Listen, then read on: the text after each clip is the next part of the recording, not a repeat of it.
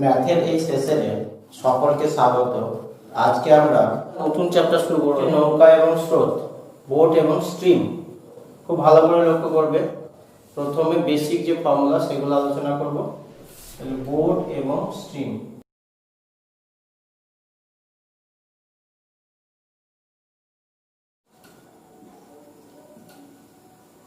নৌকা ও স্রোত।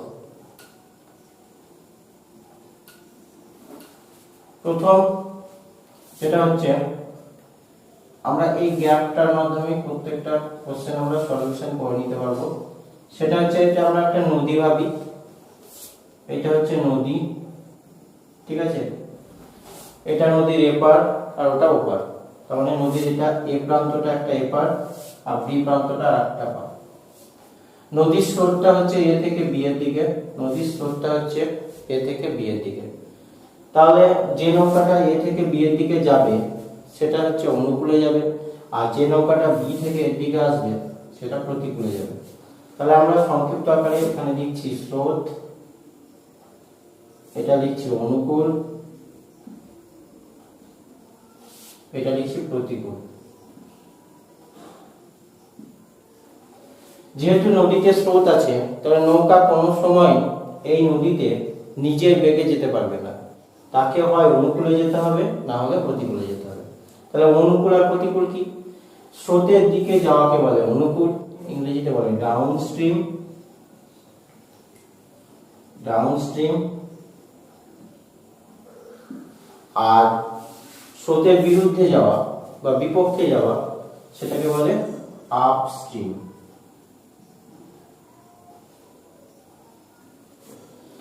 তাহলে ডাউন স্ট্রিম এবং আপ স্ট্রিম।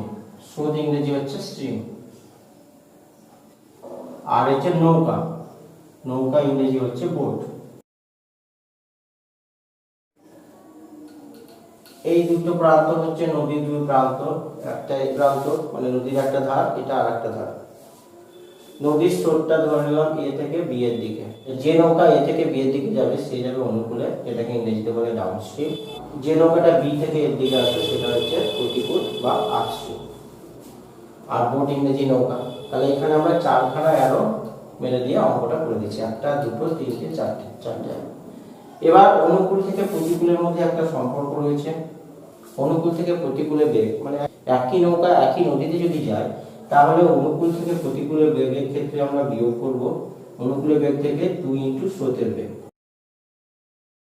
মানে স্রোতের বেগকে 2 দিয়ে গুণ করে যদি অনুকূলের বেগ থেকে বিয়োগ করে দিই তাহলে আমি প্রতিকূলের বেগ পাবো। অনুকূলের বেগ থেকে দুবার স্রোতের বেগ যদি বিয়োগ করে দিই তাহলে প্রতিকূলের বেগ পাবো।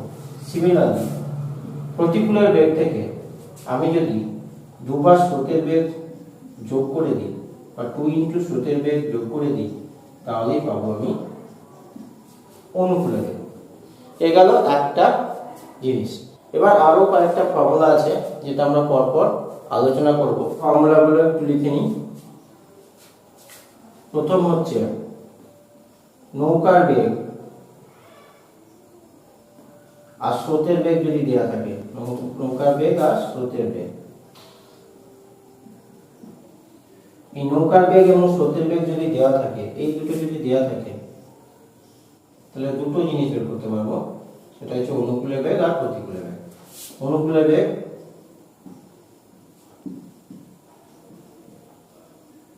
অনুকূলের বেগ এই দুটো যোগফল। অনুকূলের বেগ মানে হচ্ছে নৌকার বেগ প্লাস নৌকার বেগ প্লাস স্রোতের বেগ। নৌকার বেগ প্লাস স্রোতের বেগ হচ্ছে অনুকূলের বেগ। আর প্রতিকূলের বেগ কি? প্রতিকূলের বেগ এটা সমান নৌকার বেগ মাইনাস স্রোতের বেগ। একটা জিনিস এখানে বলে নিই, সেটা হচ্ছে এই নৌকার বেগ সর্বদা স্রোতের বেগের থেকে বেশি হবে।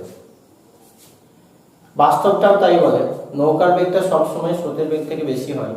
দেখো, নৌকার বেগ যদি স্রোতের বেগের থেকে বেশি না হয় তাহলে যে নৌকাটা আমি ওই স্রোতে নেব তার বেগটা যদি কম থাকে তাহলে প্রতিকূলে কোনোদিনই ধরো এই পাশ থেকে বি প্রান্ত থেকে এ প্রান্তে কোনোদিনই পৌঁছাতে পারবে না। কারণ যদি স্রোতের বেগ বেশি থাকে তাহলে প্রতিকূলে কোনোদিন এক প্রান্ত থেকে ও প্রান্তে পৌঁছাতে পারবে না। সেটা ব্যক্তি হোক, নৌকা হোক, সবার ক্ষেত্রে প্রযোজ্য। নদীতে স্রোত তার বেগের থেকে বেশি, সেই নদীতে সে কিন্তু নামবে না, কারণ নামলে আর ফিরতে পারবে না। তাই আমাদের এই জায়গায় মনে রাখতে হবে, এই ক্ষেত্রে একটা মনে রাখতে হবে যে নৌকার বেগ ইজ গ্রেটার দ্যান স্রোতের বেগ। এটা অলওয়েজ হবে, নৌকার বেগ ইজ গ্রেটার দ্যান স্রোতের বেগ। নৌকার বেগ স্রোতের বেগের থেকে বেশি। এই গেল একটা ফর্মুলা। ধরো অনুকূলে বেগ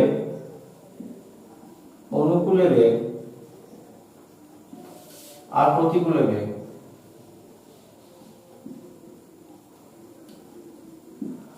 এই দুটোকে কাজে লাগিয়ে আবার কি করা যায়, নৌকার বেগ বের করা যায়। নৌকার বেগ, এই দুটোকে কাজে লাগিয়ে আমরা অনুকূলে আর প্রতিকূলে বেগ, এই দুটোকে কাজে লাগিয়ে নৌকার বেগ এবং স্রোতের বেগ বের করতে পারবো। আচ্ছা, দিকটা অনেক বড় হচ্ছে তাই আমরা এটাকে ধরে নিলাম। হ্যাঁ, অনুকূলে বেগটাকে ধরে নিলাম এ, আর প্রতিকূলে বেগটাকে ধরে নিলাম বি।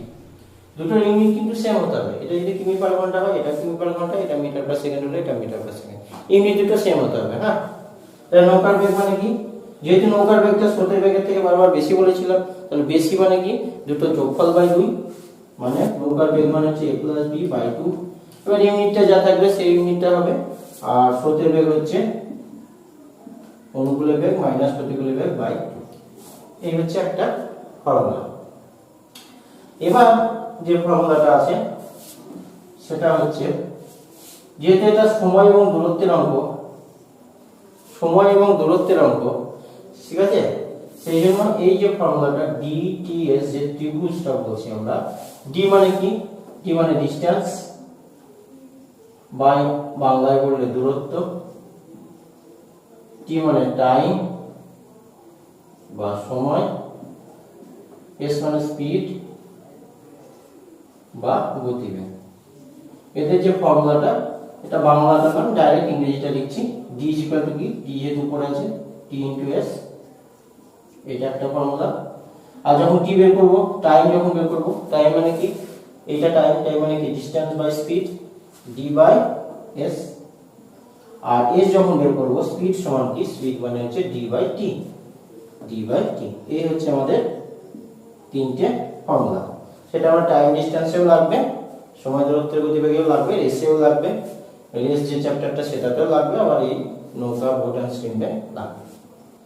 এই হচ্ছে ফর্মুলা। তাছাড়া আরেকটা জিনিস আমার এখানে লাগবে, সেটা হচ্ছে গতিবেগ কনভার্সন, গতিবেগ পরিবর্তন। এটা আমরা সব ক্ষেত্রে এটাও লাগবে, ট্রেনেও লাগবে, টাইম এন্ড ডিসটেন্সেও লাগবে, বোট এন্ড স্ট্রিমেও লাগবে। গতিবেগ পরিবর্তন। গতিবেগ পরিবর্তন কি, দেখো গতিবেগ আমরা সাধারণত এখন দুটো ইউনিটই করা হয়, সেটা হচ্ছে কিমি পার ঘন্টা আর একটা মিটার পার সেকেন্ড। মাইন্ডে যেটা ছিল সেটা এখন আর ইউজ হয় না, আমাদের এখন মিটার পার সেকেন্ডে বা কিমি পার ঘন্টায় চেঞ্জ করা হয়। আচ্ছা, এক্ষেত্রে একটা জিনিস মনে রাখবে, কিমি পার ঘন্টা এবং মিটার পার সেকেন্ডে এটার ক্ষেত্রে একটা জিনিস খুব কাজ করে, সেটা হচ্ছে 5 আর 18, এই দুটো সংখ্যা মনে রাখবে। 5 আর 18, এই দুটো দিয়ে আমি দুটো ভগ্নাংশ বানাতে পারি, একটা হচ্ছে 5/18 আর একটা হচ্ছে 18/5। ঠিক আছে, এটা দেখো, এটা হচ্ছে ছোট আর এটা হচ্ছে বড়। 18/5 বড়, 5/18 ছোট, 18/5 বড়। এবার এটা থেকে কিমি পার ঘন্টা, দেখো কিমি ডিসটেন্সের ইউনিটটা কি আছে এখানে, এটা তো গতিবেগ। গতিবেগ মানে কি, দূরত্বকে সময় দিয়ে ভাগ, তাই তো গতিবেগ। তাহলে কিলোমিটার আর এটা হচ্ছে মিটার, তাহলে ডিসটেন্সের ইউনিট হচ্ছে কিলোমিটার থেকে মিটার। তাহলে এখান থেকে এটা যাচ্ছি, দেখো কিমি থেকে মিটার, এটা ছোট ইউনিট। আবার দেখো সময় একক ঘন্টা আর এখানে সময় একক সেকেন্ড, এটা ছোট। তাহলে আমি যখন বাঁ দিক থেকে ডান দিক যাচ্ছি, কিমি পার ঘন্টা থেকে মিটার পার সেকেন্ডে যাচ্ছি, তাহলে বড় থেকে আমি ছোট করতে হচ্ছে। তাহলে ছোট করতে গেলে কি দিয়ে গুণ করতে হয়? ছোটটা দিয়ে গুণ করে দেবে, ছোটটা দিয়ে গুণ করে দেবে। তাহলে এটা কত দিয়ে গুণ? ছোট কোনটা? 5/18। কিমি পার ঘন্টা থেকে মিটার পার সেকেন্ডে যেতে গেলে কি 5/18 দিয়ে গুণ করতে হচ্ছে। আবার অনেক সময় কি হয়, তোমরা বারবার মুখস্থ করলেও এটা ভুলে যাও যে 5/18 দিয়ে গুণ করবো না 18/5 দিয়ে গুণ করবো। তাহলে এইটা যখন তুমি মনে রাখবে যে এটা ছোটতে যাচ্ছি, ছোট দিয়ে গুণ হবে, তাহলে আর আমরা ভুলবে না। সিমিলারলি দেখো মিটার পার সেকেন্ড থেকে কিমি পার ঘন্টায় যখন যাচ্ছি, মিটার পার সেকেন্ড থেকে যখন কিমি পার ঘন্টায় বড় ইউনিটে যাচ্ছি, তাই এখানে বড়টা কোনটা? 18/5। তাহলে 18/5 দিয়ে গুণ করতে হবে। কিমি পার ঘন্টা থেকে মিটার পার সেকেন্ডে যেতে গেলে 5/18 দিয়ে, আর মিটার পার সেকেন্ড থেকে কিমি পার ঘন্টায় আসতে গেলে 18/5 দিয়ে গুণ করতে হবে। এটা এবার তোমরা একটা করে एग्जांपल নিয়ে নিতে পারো। एग्जांपल দিয়ে নিচ্ছি আমি। एग्जांपल ধরো আছে 72 কিমি পার ঘন্টা, তাহলে এটাকে মিটার পার সেকেন্ডে করতে হবে। তাহলে 72 ইনটু আমরা ওই 1000 দিয়ে গুণ 3600 দিয়ে ভাগ, এটা করতে যাব না, 5/18 দিয়ে গুণ করে দেবো। আর যে গুণ করে দেবো তারপরে কিন্তু ইউনিটটা লিখতে ভুলে যাব না, কারণ যখনই গুণ হয়ে গেল তখনই কিন্তু এটা মিটার পার সেকেন্ডে হয়ে গেল। তাহলে 4/18 গুণ 4/18 72, 4/5 20 মিটার পার সেকেন্ড। তাহলে এক লাইন আমার হয়ে গেল 72 কিমি পার ঘন্টা থেকে এটাকে আমরা metre per second 20 metre per সেকেন্ডে করে নিলাম। এটা एग्जांपल 1 ছিল। এবার 2 নম্বর আছে ধরো 30 মিটার পার সেকেন্ড আছে, এটাকে তোমাকে কিমি পার ঘন্টায় করতে হবে। তাহলে 30 ইনটু মিটার পার সেকেন্ড থেকে কিমি পার ঘন্টায় যেতে গেলে কয় দিয়ে গুণ? না তো 18/5 দিয়ে গুণ। তাহলে এটাকে 18/5 দিয়ে গুণ করে দাও। 18/5 দিয়ে গুণ করলে এটা কি হয়ে যাবে? না তো সরি, এটা কিমি পার আবার এটা সঙ্গে সঙ্গে করে দেবে। তাহলে 5 6 18, 6 18 108 কিমি পার ঘন্টা। এই হলো আমাদের ফর্মুলা। এবার আরো কিছু ফর্মুলা যেটা ডিডাকশন হয়, সেই ফর্মুলাগুলো একটু ফর্মুলাটা দেখিয়ে দিই। কি ডিডাকশন আছে ফর্মুলাগুলো? আমরা একটু আগে বললাম ডিসটেন্স ইকুয়াল টু কি? টাইম ইনটু স্পিড, ডিটিএস ত্রিভুজে। এবার এটা ডিডাকশন নাম্বার 1। ফার্স্ট যখন আমি ডিটাকে ফিক্স করে দেব, ডি মানে কি? দূরত্ব। দূরত্ব যদি ফিক্সড হয়, দূরত্ব স্থির, তাহলে টাইম যদি বাড়ায়, দূরত্ব যদি ফিক্স থাকে তাহলে টাইম যদি বাড়ায় তাহলে স্পিডটা কি হবে? কম হবে। যত আমার দূরত্ব স্থির, এখান থেকে আমার ধরো এখান থেকে কলকাতা যাব, দূরত্ব যদি আমার স্থির থাকে তাহলে আমি 5 ঘন্টায় গেলে যে গতিবেগ হবে 5 ঘন্টায়, আমি যদি 3 ঘন্টায় যাই তাহলে গতিবেগটা বাড়বে। তারপরে সময়টা যদি আমি বাড়িয়ে দিই তাহলে গতিবেগটা কমবে। উল্টো দিক থেকে গতিবেগ বাড়ালে সময়টা কমবে। তাহলে এখানে কি হচ্ছে? টি আর এস এর মধ্যে কি সম্পর্ক? ব্যস্তানুপাত। টি আর এস এর মধ্যে সম্পর্ক হচ্ছে ব্যস্তানুপাত। তার মানে টি ও এস পরস্পর ব্যস্তানুপাতি। ব্যস্তানুপাতি।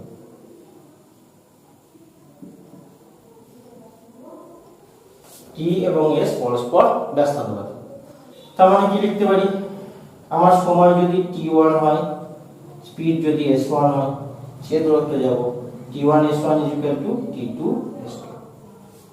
এটাকে যদি আমি একটু সহজ করতে পারি তাহলে t1 t2 s2 s1। তার মানে এখানে কি দেখছো? যখন আমার দূরত্বটা ফিক্সড, এগুলো আমরা ইউজ করব পরবর্তীকালে, অঙ্কেও ইউজ করব, তার জন্য আমি এখানে ডিডাকশনটা দেখাচ্ছি। দূরত্ব যদি ফিক্সড হবে তাহলে সময়ের যেটা অনুপাত তার উল্টো হবে কি? গতিবেগের অনুপাত। বোঝা যাচ্ছে? যখন দূরত্ব স্থির, তাহলে আমি একটু এটাকে লিখে নিই। দূরত্ব স্থির, এগুলো কোনো বইয়ে সেভাবে পাবে না, ঠিক আছে? দূরত্ব স্থির, তাহলে সময়ের অনুপাত যেটা হবে তার উল্টো কি হবে? গতিবেগের অনুপাত। তাহলে সময়ের অনুপাত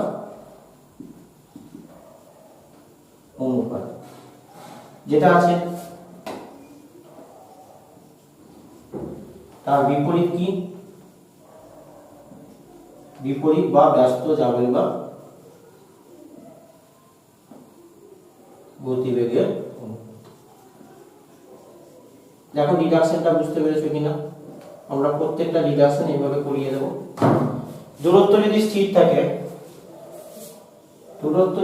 থাকে, তাহলে সময় অনুপাতে ব্যস্ত অনুপাত বা ব্যস্ত হবে, বিপরীত হবে গতিবেগের অনুপাত। সময় অনুপাত যদি a/b হয় তাহলে গতিবেগের অনুপাত b/a হবে। ঠিক আছে, সময় অনুপাত এটা যদি a/b হয় তাহলে গতিবেগের অনুপাত b/a হবে। এই হচ্ছে আমার প্রথম ডি কে ফিক্সড করে। তাহলে এটা আমার কেস 1 হলো। ঠিক আছে, এটা হলো কেস 1। এবার কেস 2 করব। তাহলে আমরা ডি টাকে ফিক্স করেছি, এবার আমরা টি টাকে ফিক্স করছি। টি যদি ফিক্সড হয়, সময় ফিক্সড, তাহলে গতিবেগ যদি বাড়ায় দূরত্ব বেশি যাব, গতিবেগ কমালে দূরত্ব কম যাব। তাহলে ডি যদি বাড়ায় তাহলে এসও বাড়বে। ঠিক আছে, বা ডি কে যদি কমায় তাহলে এসও কমবে। বুঝে গেছে? তাহলে এখানে ডি ভ্যারিজ অ্যাজ এস। তাহলে এখানে দূরত্ব এবং গতিবেগের মধ্যে পরস্পর সমানুপাতিক সম্পর্ক। তাহলে আমরা এটাকে সংক্ষিপ্ত আকারে যদি আরেকবার লিখি, d1/d2 সমান s1/s2। তার মানে দূরত্বের অনুপাত যা হবে গতিবেগের অনুপাত তাই হবে। তাহলে সেকেন্ড কেসটা আমরা লিখছি কেস 2। টি বা সময়, টি যদি স্থির থাকে, টি যদি ফিক্সড হয়, টি যদি ফিক্সড হয়, টি যদি ফিক্সড বা সময় ফিক্সড থাকে তাহলে গতিবেগের দূরত্বের অনুপাত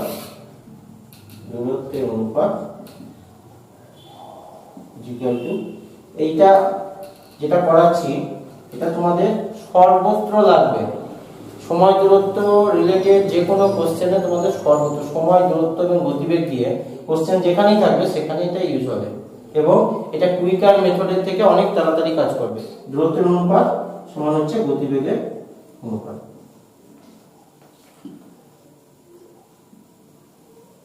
দূরত্বের অনুপাত সমান গতিবেগের অনুপাত। তাহলে দূরত্বের অনুপাত যদি a/b হয় তাহলে গতিবেগের অনুপাতও a/b হবে।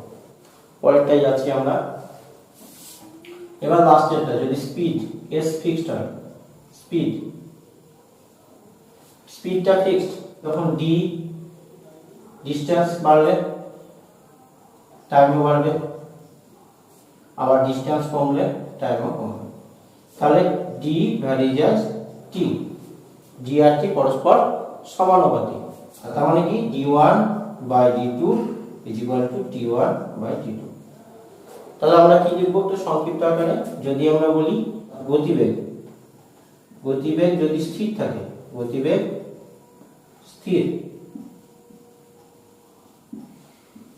স্থির থাকলে দূরত্বের অনুপাত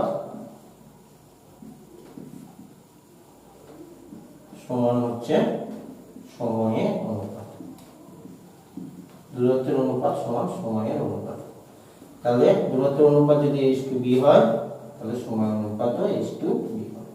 তাহলে তিনটে কেস আমরা আলোচনা করলাম, যা ছিল আমাদের এই চ্যাপ্টারে থিওরিটিক্যাল কোশ্চেন, যেটা আমাদের আলোচনা করা দরকার ছিল, এটা টোটালটা আলোচনা করে দিলাম। ঠিক আছে, আমরা প্রথমে নৌকা স্রোতের যে ফর্মুলাগুলো আলোচনা করলাম, গতিবেগ কনভার্সন করলাম, ডিটিএস ত্রিভুজটা নিয়ে আলোচনা করলাম, তারপরে তাদের সাব যে রিডাকশন কেস সেটাও আলোচনা করে নিলাম। এই ধরনের বিভিন্ন ম্যাথ এবং জিআই এর টপিকসের উপর ভিডিও পেতে আমাদের চ্যানেল টার্গেট বহরমপুরটি লাইক, শেয়ার এবং সাবস্ক্রাইব করুন, এবং নতুন নতুন ভিডিওর নোটিফিকেশন পেতে বেল আইকনটি প্রেস করুন। Thank you.